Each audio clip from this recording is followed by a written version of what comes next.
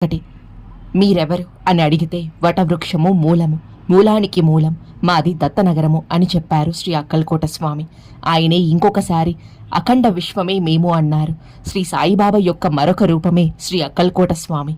వీరిద్దరి చరిత్రలు దత్తావతారమనే బంగారు నాణానికి బొమ్మ బొరుసు అనవచ్చు.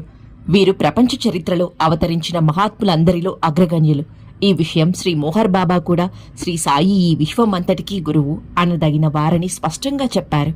ఆయన నివాసం వలన సిరిడి వంటి మారుమూల కుగ్రామం కాశీ, తిరుపతి వంటి మహాక్షేత్రమైంది.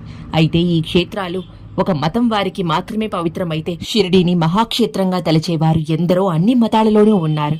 అక్కడ అనుభవం అయ్యే శాంతి అనుభవించవలసిందే కాని మాటలలో చెప్పలేనిది.